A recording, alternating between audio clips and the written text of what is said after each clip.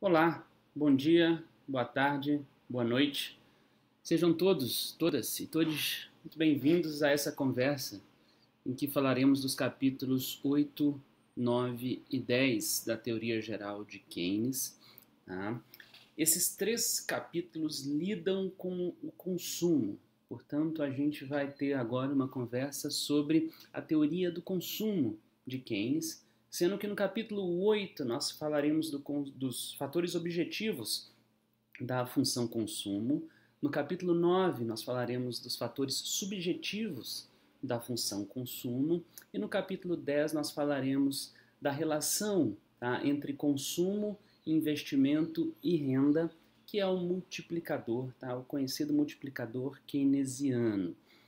Não se preocupem, claramente iremos definir o que são fatores objetivos, fatores subjetivos, e nós aqui, tá, tratamos da função consumo porque nela está colocada essa tal propensão marginal a se consumir.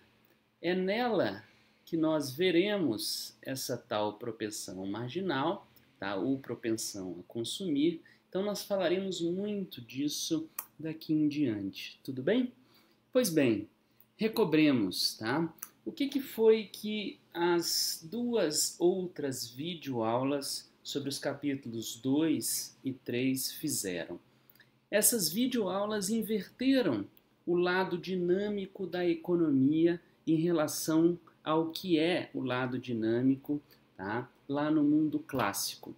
Para os clássicos, toda a atividade econômica se inicia por meio da oferta de trabalho, tá? Pela oferta de mão de obra dos trabalhadores. Eles ofertam sua capacidade de trabalho e ao ofertarem sua capacidade de trabalho, nós vimos isso nas videoaulas anteriores, eles estão, no fundo, ofertando a capacidade de trabalho para produzirem alguma coisa. Então, a produção, que é o sentido da economia, produzir, tá, significa construir riqueza, e a economia capitalista é uma economia de produção de riqueza, portanto, todo o processo de produção de riqueza, de produção, tá, de confecção do PIB, chamemos do jeito que quiser, vem do quê? Tá? Vem, tá, da oferta, porque é a oferta, tá, de mão de obra por parte dos trabalhadores que inicia a atividade econômica. Então nós vimos, tá, lá no capítulo 2, que Keynes, no fundo, fala o seguinte: a oferta de trabalho, que S é a oferta específica, tá? A oferta agregada é Y, L é labor, tá? Labor em inglês, tá?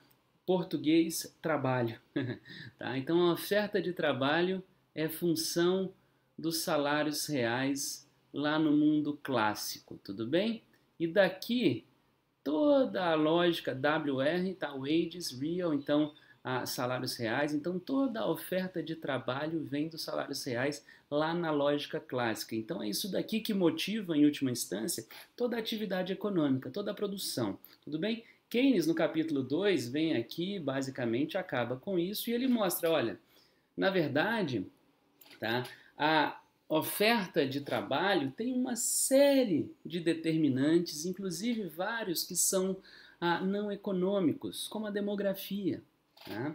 E agora, em função de, pela crítica de Keynes que nós vimos lá na videoaula do capítulo 2, a economia, tá, clássica ter restado indeterminada, isto é, incapaz de explicar como se gera um emprego na economia, e quando se gera emprego, mais uma vez, coloquem na cabeça assim, emprega para quê? Produzir, e produzir é o ato fundamental da economia. A teoria clássica agora, com a crítica de Keynes, uma crítica lógica e uma crítica histórica, ela fica indeterminada, ela é incapaz de explicar o comportamento do mercado de trabalho, dessa forma é incapaz de explicar o que gera o emprego na economia. Pois bem, quando Keynes faz isso, ele abre o espaço para que ele explique, tá, a teoria geral, que é a sua, de quem?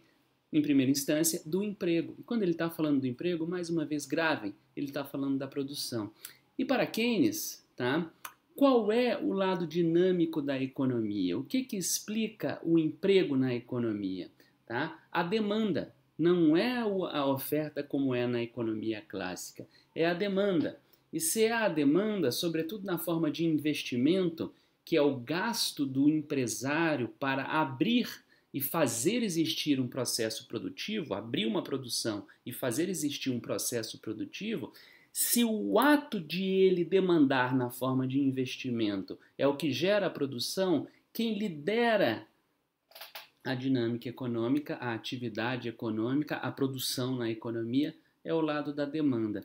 Daí vem o consumo, tá? Que é um outro componente da demanda. Quando a economia é fechada e sem governo, como é o modelo de Keynes, tá? E o consumo confirma um investimento que gerou uma produção e um emprego no momento anterior. Então, investe-se, emprega-se, produz, consome-se, confirma-se essa produção. Essa é a lógica. Mas vejamos, se o lado dinâmico da economia em Keynes é a demanda, o que a gente precisa fazer? A gente precisa estudar as componentes da demanda. E numa economia fechada e sem governo, as componentes da demanda são duas: o consumo e o investimento.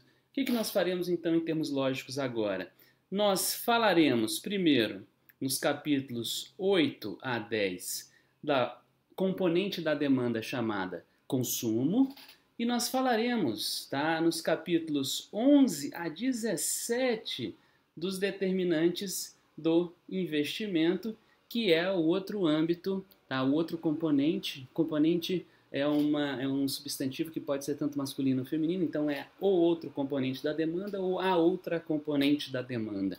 Tudo bem? É isso que a gente vai precisar esmiuçar, tá? E agora o que a gente vai falar é, reforçando na mente de vocês, especificamente sobre o consumo, tudo bem? Então vamos lá. Capítulo 8, inicialmente, Keynes vai lançar a sua função consumo. E saibam vocês, a título de curiosidade, essa foi a primeira função consumo apresentada na macroeconomia.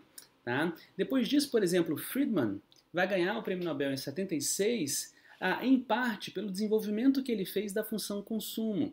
Tá? Então, Keynes coloca a função consumo na ciência econômica. Essa função consumo relaciona o quê?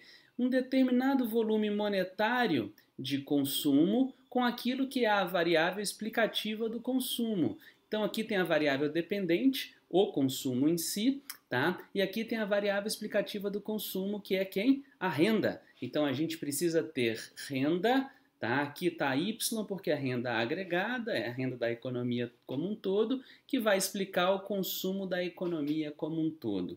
Essa forma funcional, quando desenvolvida, ela tem esta expressão. Logo, a renda, isso é óbvio, né? Tem uma relação positiva com o consumo. Mais renda igual a mais consumo. Tudo bem? Esse mais aqui indica isso. Esse intercepto, ou vamos transformar isso numa linguagem econômica, esse consumo autônomo, C0, é aquele consumo que resta na sociedade se nós não tivermos nenhuma renda. Tudo bem? Nossa, mas se não tem renda, as pessoas consomem? Sim, elas despoupam, tá? Elas vendem uma casa, elas recebem alguma coisa de vizinho, elas recebem alguma coisa de parente e sobrevivem, porque afinal de contas, se a gente não consumir, por exemplo, alimento, a gente morre. Então, esse C0 aqui é o consumo autônomo, tudo bem? Aquele que acontece sem renda. E esse C1, tá? Que nós colocaremos na forma funcional de Keynes aqui, nesse que, tá? Isso aqui é só para explicar o jeito que Keynes colocou lá no capítulo 3, tudo bem? A gente pode continuar mantendo como C1. Isso daqui é a minha chatice, porque eu sou muito disciplinado e gosto de apresentar para vocês aquilo que está lá no livro. Senão vocês chegam lá e falam, putz, está falando uma coisa que não apareceu aqui para mim, tá? Então, nos livros de macroeconomia modernos, vocês vão, tá, encontrar o C1 como C1. Lá na teoria geral de Keynes, no capítulo 3, vocês vão encontrar como um que, tudo bem? Mas andando, né? Para a gente poder avançar nisso. O que é o C1, o que é esse parâmetro aqui? Ele é o coeficiente angular que relaciona quem? Tá? A renda com o consumo, tudo bem? Como assim que ele relaciona? Ele está dizendo basicamente o quanto da renda, variável explicativa do consumo, se torna consumo. Tudo bem? Nós temos um nome para isso. Tá? O nome disso é propensão marginal a consumir. Tá? Vamos transformar esse propensão marginal a consumir numa coisa simples de ser compreendida. É o quanto da renda que a pessoa recebe, ela transforma em consumo. Propensão marginal a consumir. Como eu já falei várias vezes para vocês, esse marginal causa alguma confusão, né? O marginal quer dar conta de um movimento, tudo bem? Então, o que vocês têm que pensar com o marginal, que é na margem do ponto de equilíbrio, que é na margem de um momento para o outro. Então, vários, por exemplo, analistas econômicos estão aí falando, o crescimento do PIB brasileiro tá no primeiro para o segundo trimestre de 2020 foi menos 9,7 na margem. O que é o na margem? Entre um trimestre e o segundo trimestre. Tudo bem? Entre o primeiro e o segundo. É um movimento, digamos, da última coisa que vai se fazer, mas é um movimento. Por que eu estou falando isso tudo para vocês? Porque quando eu estou dizendo propensão marginal a consumir, o que eu estou, no fundo, comentando é uma variação da renda, tá? Isso daqui é a causa, gera qual efeito sobre o consumo, tudo bem? Então, eu sei que essa palavra ficou errada, ficou mal escrita. A causa do consumo é a renda. Logo, o propensão marginal, o marginal quer dizer o seguinte, se eu variar a renda em 1, quanto varia o consumo? 0,9, 1, 0,8, 0,5, 0, tá? Então, esse efeito de a renda variar e causar uma variação no consumo é a tal da propensão marginal a consumir. E essa propensão marginal a consumir é esse, tá? Que é esse C1 aqui, é a relação entre a variável explicativa renda e a variável explicada consumo. Tudo bem? Feito? Entenderam a função consumo? Pois bem, fatores objetivos da função consumo são aqueles que fazem movimentar Y. Tudo bem? Então, os fatores objetivos incidem sobre a renda. Eles são objetivos, imediatos, diretos, concretos, tangíveis, a gente pega. Tudo bem? São os fatores que fazem movimentar a renda e, lógico, se movimentam a renda, movimentam o consumo, que é a variável explicada pela renda. As variáveis, tá? Os fatores subjetivos, capítulo 9, da propensão a consumir ou da função consumo, são os fatores que fazem movimentar C1. São os fatores que fazem C1 ser o que é. Esses são os fatores subjetivos, que dependem basicamente da forma pela qual nós nos comportamos. Tudo bem? Então, o que o capítulo 8 vai fazer? Ele vai contar um rol, tá? Um leque, uma pleiade, palavra difícil, né? Pleiade. Ele vai fazer uma lista, tá? De fatores que fazem a renda variar. E quando fazem a renda variar, esses fatores movimentam, em última instância, o consumo. Tá? É isso que aqui a gente está descrevendo. E que fatores são esses? O principal fator, variação da renda nominal. Logo, toda vez que a renda nominal varia, e qual é a principal renda nominal que existe na sociedade? É o salário nominal, então W-wage, tá? Nominal wage, então está aqui, ó, N. O que nós temos, portanto? Toda vez que a renda nominal da sociedade varia, o consumo varia. Isso daqui é uma obviedade, afinal de contas, a função consumo depende imediatamente da renda. Tudo bem? Segundo fator, tá? A diferença entre a renda bruta e a renda líquida. Tudo bem? Porque, basicamente, se a gente pega o contra-cheque de um funcionário público federal como eu, por exemplo, tá? A minha renda bruta é X e a minha renda líquida é X menos contribuição previdenciária e menos imposto de renda. Então, essa diferença entre a renda bruta e a líquida implica, obviamente, o quanto de fato que eu posso consumir. A renda líquida é aquela que sobra e, portanto, eu posso usar para liquidar transações. Por isso o nome é líquida, tudo bem? Quanto maior for essa diferença, é óbvio que menor vai ser o consumo, porque menos sobrará de renda tá? A partir de deduções várias que podem incidir sobre um salário bruto. Tudo bem? Nada novo aqui, né? Tudo muito simples, isso, muito intuitivo. Keynes é muito intuitivo em geral. Variações imprevistas nos ganhos de capital, tá? É o chamado efeito riqueza. O que é isso daqui, tá? Por exemplo, eu comprei uma ação a R$1, daqui a 3 meses a ação está valendo 300, tá? Aquela ação é um capital meu. A variação desse capital saiu de 1 para 300. Isso implica que eu me tornei mais rico. O que eu posso fazer? Vender a ação, pegar esse ganho, tá? E gastar, consumir. Tudo bem? Mesma coisa para imóvel. Tá? Imóvel, de repente, pode ter uma valorização rápida, uma valorização grande. Eu posso vender esse imóvel, comprar um outro e o resto gastar.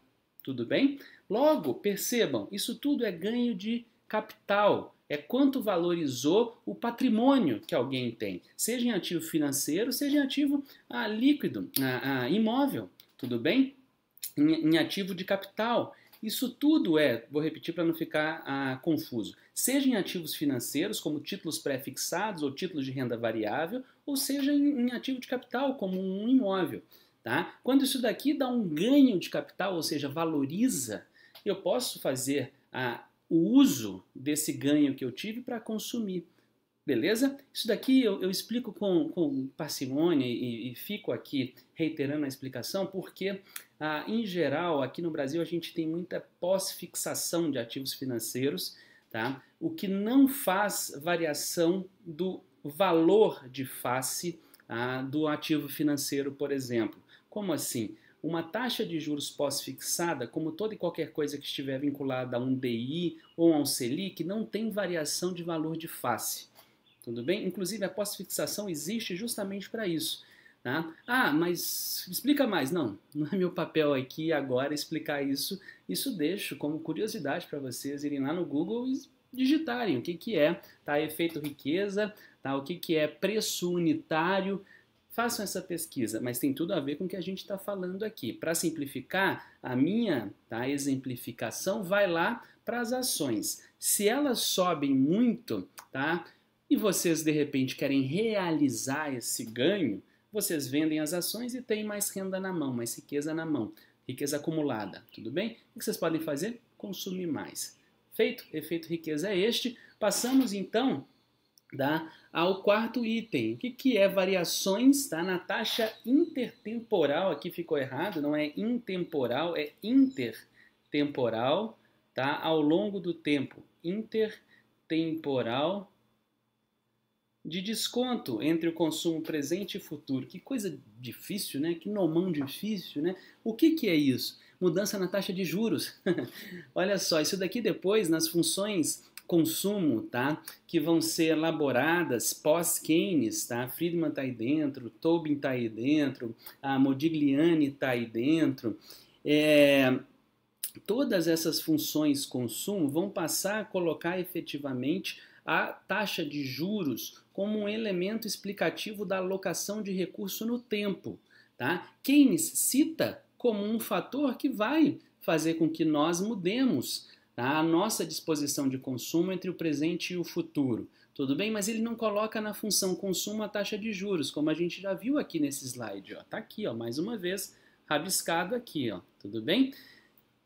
Esses outros autores que eu citei colocarão, mas eles não são o nosso objetivo aqui. De todo modo, não dá para se dizer que Keynes não estava atento a como os juros mudam a relação entre consumo e presente, consumo futuro e presente. E por que os juros mudam a relação entre consumo presente e consumo futuro? Porque se eu pego a minha renda hoje, deixo de consumir e invisto essa renda, amanhã eu tenho mais renda. Então amanhã eu consumo mais. Se a taxa de juros é muito alta, ela é um imenso desestímulo ao consumo por causa disso. Porque ela é um imenso custo de oportunidade de eu não aproveitar essa taxa de juros mais elevada. E para eu aproveitar a taxa de juros mais elevada, eu preciso consumir menos da minha renda hoje para que eu tenha mais renda. E logo mais consumo amanhã, porque eu ganharei esses juros entre hoje e amanhã. Tudo bem? Então a taxa de juros é o custo de oportunidade do dinheiro no tempo. E o dinheiro no tempo, para que eu o tenha e possa aproveitá-lo no tempo consumindo mais, Eu preciso, portanto, deixar de consumir hoje, aplicar minha renda, ganhar a taxa de juros e amanhã poder consumir mais. Logo, isso faz variar claramente a renda no tempo. E fazendo variar a renda no tempo, o consumo precisa responder. Tudo bem? Variações na política fiscal sobre renda, esse quinto motivo. O que é isso? Política tributária.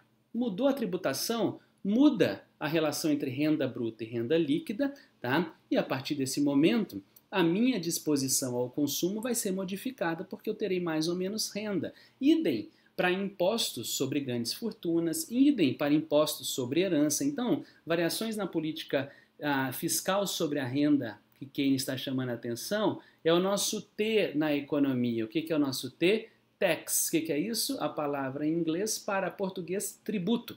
Tudo bem? Toda vez que a tributação muda, muda a minha renda disponível. Beleza? Por fim, variações nas expectativas entre a renda presente e a renda futura, tudo bem? Por exemplo, os funcionários públicos que possuem emprego estável, eles podem ir gastando mais porque eles têm uma expectativa estável da renda que possuem, tudo bem? E assim conseguem fazer planos de consumo usando objetivamente, tá, a renda no tempo, porque eles sabem qual será essa renda. Isso é uma minoria. A maior parte dos trabalhadores não sabe efetivamente se amanhã estarão ou não empregados. Tá? E a partir de como eles enxergarem essa possibilidade de estarem ou não empregados, eles podem planejar usar a renda que possuem, tá? E que esperam possuir em determinado nível de consumo. Tudo bem? Isso daqui são 6 indicativos que Keynes coloca. Os mais importantes aqui, efetivamente, são os 5 primeiros. O sexto é um indicativo, que é muito importante, é óbvio, mas é de difícil cálculo, tá? Por parte por exemplo, do trabalhador, tá? Idem do empresário com a renda dele, que é o lucro. Tudo bem? Há outros motivos. A economia comportamental tem se aprofundado muito aqui em investigar determinantes do consumo que não são especificamente esses daqui. Tudo bem? O custo do amanhã versus o custo do hoje, sem uma taxa de juros que seja de fato um determinante, mas como as pessoas valorizam o tempo na vida, tudo bem? Que não é de uma forma tão racional como queremos nós economistas ao colocarmos a taxa de desconto intertemporal, ou seja, a taxa de juros, aqui como definidora do consumo, tá? Então, Keynes fez um grande apanhado aqui para explicar o que faz variar o consumo objetivamente, isto é, impactando, tá, a renda que as pessoas possuem. Tudo bem? Beleza? Agora, tá? Eu vou pisar um pouquinho no freio para poder ir devagar. Vocês precisam dar um descanso para o cérebro enquanto eu fico aqui enrolando, porque a gente vai entrar, tá, nos fatores, que são 12 fatores, que fazem compor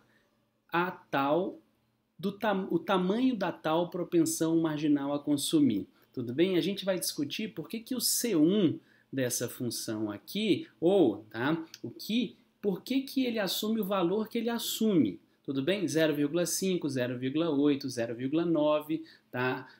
0,1. Por que ele assume isso daí? Keynes vai colocar 12 motivos pelos quais o que assume o valor que assume, ou seja, o C1 assume o valor que assume, ou seja, para fixar na cabeça de vocês, tá? A propensão marginal a consumir assume o valor que assume, tudo bem? E são fatores subjetivos, são nossos, são da nossa forma de gastar o dinheiro. E nunca se esqueçam, tudo bem? Uma propensão marginal a consumir, tá? Nossa, ficou horroroso isso daqui. Acho que uma determinada propensão, vou apagar, tá? Apagar igual a gente apagava quando era criança, escrevendo com caneta no caderno. Uma determinada propensão marginal a consumir, tudo bem? É o inverso da propensão marginal a poupar. S, tudo bem? Vem do inglês save, que é em português poupança. Por isso que o símbolo, tá, de poupança na economia é S. Por que eu estou falando isso para vocês? Porque quando eu estiver agora explicando esses fatores todos aqui que fazem uma determinada propensão marginal a consumir, eles vão explicar uma determinada propensão marginal a poupar. Claro, um é o inverso do outro. Então não se assustem, quando eu estiver falando dos fatores, tá, que motivam as pessoas a pouparem, obviamente eu já estou falando dos motivos que fazem as pessoas não consumirem, tá, o inverso, não consumirem, tá, a sua renda como um todo, porque está prevalecendo, e nós sabemos, aquela tal lei psicológica fundamental que Keynes apresenta no capítulo 3, qual que é? Que as variações positivas da renda são maiores do que as variações positivas do consumo. Tudo bem? Isso aqui quer dizer que a renda cresce mais do que o consumo, o que necessariamente implica poupança ao longo do tempo acontecendo na economia. E o que conforma determinada propensão marginal a consumir, que por sua vez denota ou implica uma determinada propensão marginal a poupar? Em termos dos consumidores, em termos das empresas, nós temos diferentes motivos. Caminhamos agora pelos motivos que conformam nos consumidores uma certa propensão a gastar X daquilo que recebem de renda, tá, na forma de consumo. Renda na forma de consumo? Não, gastar X na forma de consumo daquilo que recebem de renda. Tá? Então eu estou aqui um pouco descansando a cabeça de vocês, caminhando por esses vários meios de a gente entender a relação entre renda e consumo. Tudo bem? Vamos lá, no campo dos consumidores. O que forma determinada propensão marginal a consumir? Precaução. O que é isso? A gente não sabe o que vai acontecer amanhã, por isso a gente poupa uma parte da nossa renda, ou seja, a gente consome uma parte da nossa renda, mas outra não. Tudo bem? Previdência. O que é isso? Eu aqui nos meus 30 já me precavejo com relação a quando eu me aposentar, fazendo, portanto, uma poupança para que eu possa chegar na velhice, tá, e ter uma renda suficiente a pagar os remédios que eu teria que tomar. Tudo bem? Eu não tenho filhos, mas se tivesse, tá, ou poderia até agora mesmo sem tê-los, fazer já uma poupança, ou seja, um não consumo, tá, para custear quando eles entrarem na universidade. Só para dar um exemplo, a previdência, portanto, diferente da precaução, a previdência tem uma meta futura, mas é poupança do mesmo jeito. A precaução não é. Tudo bem? Ela não é uma meta futura. Eu não sei quando eu usarei o recurso, mas é poupança igual. Tudo bem? E claro, se é poupança, é não consumo. Define a propensão marginal a consumir. Tudo bem? Cálculo. O que é isso? Cálculo, tá? Sou eu, por exemplo, fazer poupança hoje, ir aplicando essa poupança, tá, para aproveitar dos benefícios que eu for ganhando dessa poupança na renda, tá?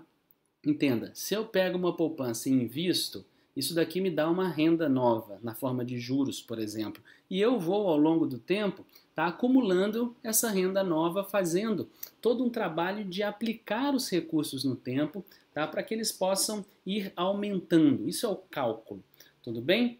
Esse é o cálculo que se faz, é aproveitar um determinado contingente de renda que eu recebo para ter ganhos com ele, tá? E com isso, aqui vai ter uma relação com o motivo 4, tá? Melhorar minha vida, melhorar minha renda ao longo do tempo, tudo bem? A melhoria não implica o investimento no tempo. Portanto, a diferença entre melhoria e cálculo, embora sejam próximos, é que o cálculo me implica ter que fazer um investimento e ganhar benefícios, tá? Ganhar rendimentos. Vou trocar o nome benefício para rendimento. A melhoria não. Tá? A melhoria sou eu ir poupando ao longo do tempo e daí daqui a 10 anos eu compro um carro, daqui a 15 eu compro uma casa. Então tem muita relação com o cálculo, mas eu não vou usar de aplicações para poder melhorar, digamos, a minha condição material de comprar a vida no tempo. É só essa a diferença, tudo bem? Vamos lá, independência, o que é isso? Tá? Independência é o que eu costumo brincar do vida louca. Tá? O que é independência? Eu poder gastar do jeito que eu quiser, quando eu quiser. Então, eu vou poupar recurso, ou seja, vou consumir menos do que eu ganho, vou ter um contingente de recursos na mão para eu gastar quando eu quiser. Independência é isso. Tá? Iniciativa é parecido com a independência, mas a finalidade é diferente. Qual que é a finalidade da iniciativa? Sou eu poupar dinheiro para quando eu precisar, por exemplo, fazer um investimento, eu ter recurso na mão. Quando eu precisar aplicar lá para fazer o cálculo, eu ter recurso na mão, tudo bem? Então essas coisas, é claro, pessoal, elas se relacionam, elas não são estanques, tá? A iniciativa sou eu ter recurso na mão para aproveitar, por exemplo, uma oportunidade de negócio que surgiu, tá? A independência sou eu pegar e falar assim, não vou comprar um carro agora, eu compro, ponto, tudo bem?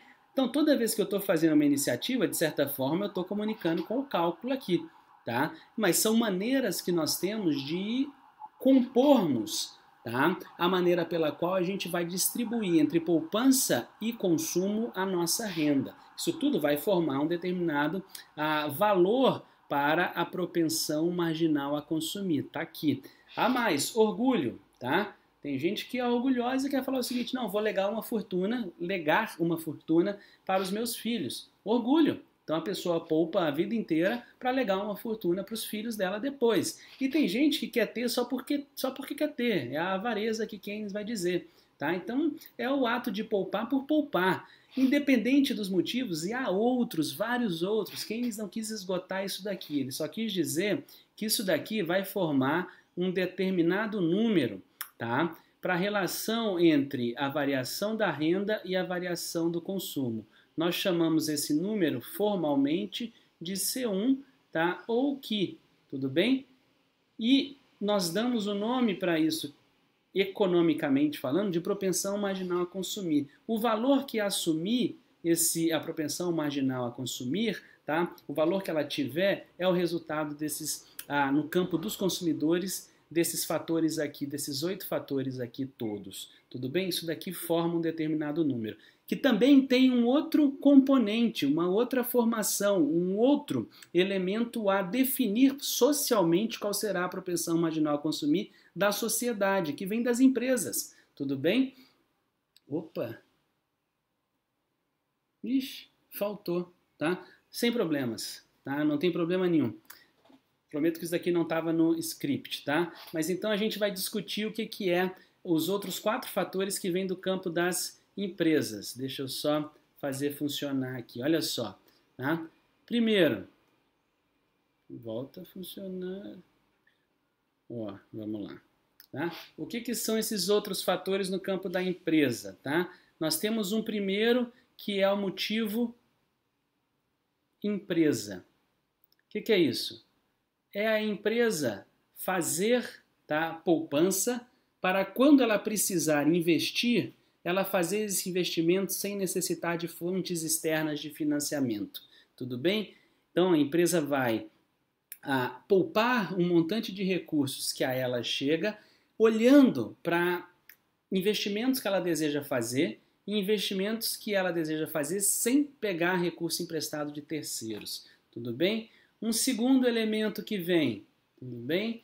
É o motivo liquidez. O que é motivo? É o motivo liquidez que define o quanto essa empresa guardará do recurso. Então, o que a motiva a guardar recursos, poupar recursos, é a liquidez. O que é isso?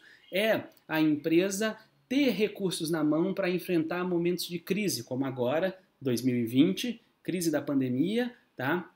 O motivo liquidez seria a empresa ter guardado antes recursos em mão para agora enfrentar a crise, por exemplo, pagar funcionário no momento em que o isolamento social proíbe, tá, a abertura da empresa. Tá? Terceiro motivo gestão para a empresa poupar. Tá? O que é o motivo gestão? É a empresa, por exemplo, querer mostrar uma boa gestão. Tá? Daqui também pode ser chamado de motivo melhoria para a empresa.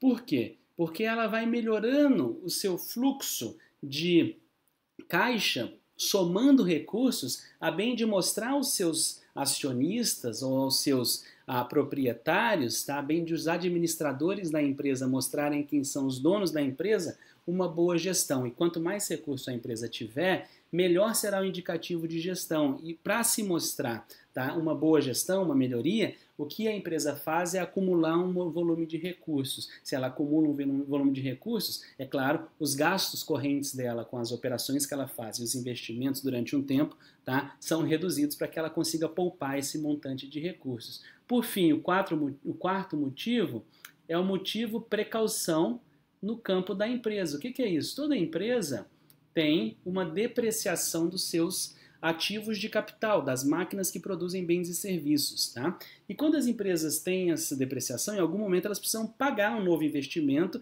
para, a gente chama, tá, um investimento que vai recompor a depreciação que a empresa teve. Tudo bem? Então, por exemplo, se a depreciação foi de 5, a empresa investiu 5, ela não fez investimento além da depreciação. tudo bem? Ela não fez investimento que nós chamamos novo ou líquido, tudo bem? Vejamos aqui agora o ponto, tá? Se a empresa consegue acumular recursos numa velocidade maior do que a sua depreciação, ela está fazendo uma precaução, porque quando ela precisar pagar, custear a manutenção dessa depreciação, melhoria dessa depreciação, ela tem recursos em mão. Tudo bem? Esse é o motivo precaução. E esse motivo precaução, ele vai formar, somado com os outros 3 motivos, tá, que fazem com que a empresa gaste mais ou menos do fluxo de entrada de receitas que ela possui. Tudo bem? Esses 4 motivos da empresa, mais esses 8 motivos dos consumidores, formam a propensão marginal a consumir da sociedade como um todo. Tudo bem? Só para reiterar o da empresa, porque a minha letra é feia, eu sei. Tá? Então, as empresas têm os seguintes fatores subjetivos motivando-as a gastar mais ou menos ao longo do tempo.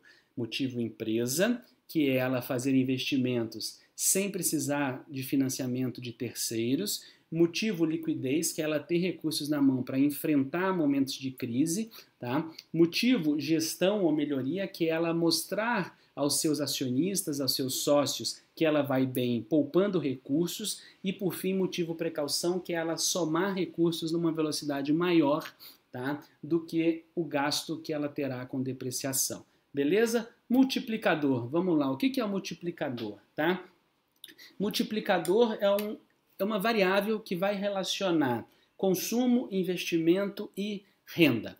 O multiplicador quer dizer o seguinte: uma determinada demanda na forma de investimento vai gerar o que de renda para a sociedade? Pois bem, isso dependerá, tá, do tamanho da propensão marginal a consumir.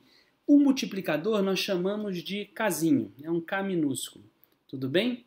E esse multiplicador, ele é a relação do quanto que a variação de investimento na sociedade causa de variação na renda. Portanto, o casinho é essa razão.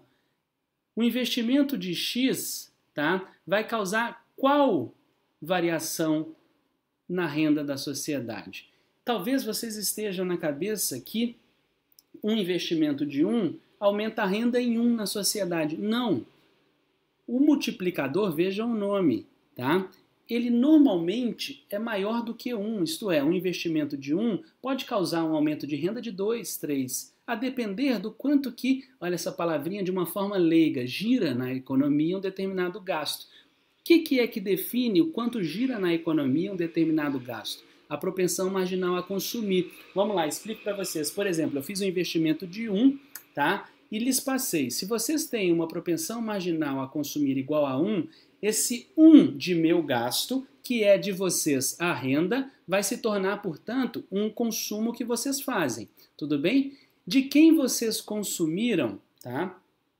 O gasto de vocês na forma de consumo é a renda. Se essa pessoa gasta 1 da renda dela, só para dar o exemplo, esse recurso vai girar completamente de novo. Portanto, quanto maior for na sociedade a propensão marginal a consumir, mais um gasto vai girar. E logo, mais um investimento vai gerar renda no final das contas. É por isso que essa relação está aqui colocada. Diretamente, o casinho depende da propensão marginal a consumir. Quanto maior a propensão marginal a consumir, mais, entre aspas, o dinheiro gira na sociedade. Não se esqueçam, o dinheiro girar, o gasto de um é a renda de outro.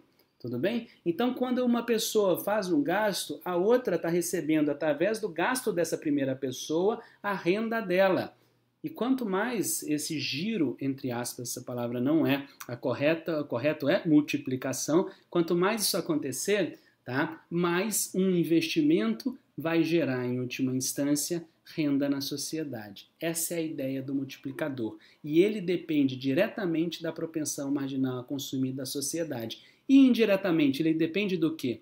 Ele depende de fatores que podem fazer com que as pessoas, tá, mesmo tendo uma propensão marginal a consumir alta, de repente elas resolvam poupar. E o que é que poderia fazer, então, indiretamente influenciar, tá, o tamanho do multiplicador? São alguns fatores e são interessantes serem notados. Tá? O primeiro deles, se o investimento for numa escala tal, tá, que aumente, por exemplo, a taxa de juros, porque aumenta, tá, os preços da sociedade em função de uma demanda aquecida, ou até mesmo, tá, se o investimento na sociedade tiver com uma demanda tal que encareça os próprios bens de capital novo. O que é bem de capital? São máquinas e equipamentos que produzem máquinas e equipamentos. Então, bem de capital é aquilo que faz a produção acontecer na sociedade, tá? Na economia, tudo bem? Então, se um investimento em algum momento estiver muito aquecido, as empresas produtoras de bens de capital podem ter um custo acrescido, um custo maior para poder produzir bens de capital. E isso fará com que, naturalmente, o investimento na sociedade acabe se reduzindo, tudo bem? Isso é normal, imagina, aumentou a demanda por bens de capital. Bens de capital são muito específicos para serem produzidos, tá? É difícil, precisa ser encomendado. Então, em última instância, quando isso daí acontece, tá? A gente tem um desestímulo, porque investir se tornou mais caro em função de o preço dos bens de capital terem subido, tá? O preço ter subido por conta da maior demanda que veio em função de um boom de investimentos. Tá? Acho que não é tão complicado entender. Indo por outro caminho, se a gente está tendo um ritmo de investimento grande, que as pessoas, se a gente está tendo um ritmo de investimento grande, os empresários estão demandando muito financiamento, isso força a taxa de juros para cima, isso pode desestimular, em última instância, os investimentos e impactar no processo de multiplicação de renda. Tudo bem? São efeitos normais da economia. Tá? São efeitos absolutamente normais da economia. O que pode acontecer também?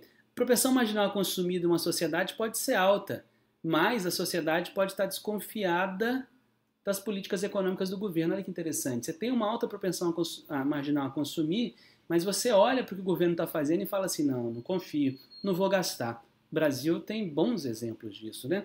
Então eu vou deixar os exemplos explicarem por si esse segundo motivo. Tá? Um terceiro motivo, Keynes, na teoria geral, assume que os rendimentos são decrescentes de escala. Tá? A palavrinha é difícil, né? Mas olha só, palavrinha não, termo, né? Rendimento decrescente de escala quer dizer que quanto mais eu produzo, tá? Maior o custo de produzir, tudo bem? Se maior é o custo de produzir, maior será o preço no final das contas para poder bancar este custo maior de produção, tudo bem? Isso quer dizer, basicamente, se a gente imaginar que um negócio vai crescendo demais e eu não consigo fazer toda a operação do negócio num escritório só, não cabe. Vai aumentar o custo se eu for aumentando ali a produção e manter naquele escritório essa produção acontecendo. Tudo bem?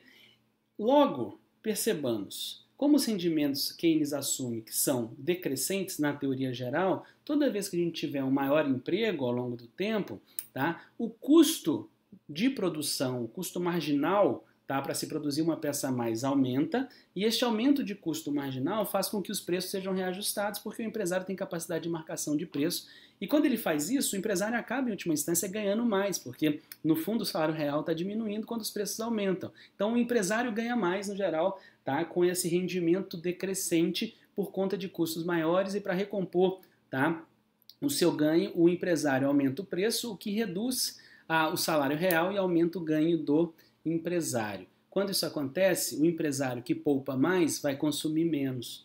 Tá? Então, nesse sentido, o rendimento decrescente acaba por atrapalhar, tá, o multiplicador de renda, tá, da sociedade, porque a gente vai ter, com maior emprego, isso a longo prazo, é claro, maior custo de produção e maior ganho na mão do empresário, que aumenta o seu preço para recompor o seu custo crescido pelo aumento da produção. Hoje a gente sabe que rendimentos decrescentes não existem.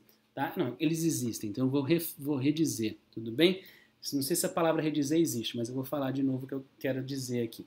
Tá? Rendimentos, a gente sabe hoje que os rendimentos são, em gerais, constantes de escala. Mas Keynes, lá nos anos 30, assumiu rendimentos decrescentes. Por quê? Porque os neoclássicos assumem que assumiam naquela época, né, dizendo que essa é a forma mais comum de nós termos crescimento dos custos quando a escala, o tamanho, a magnitude, o volume de produção muda. Tudo bem? Escape de renda ao estrangeiro, logo, se uma parte do nosso consumo vem de importações, é claro que o multiplicador vai ser menor aqui, porque a renda vai ser desviada ao exterior, isso é muito simples e objetivo.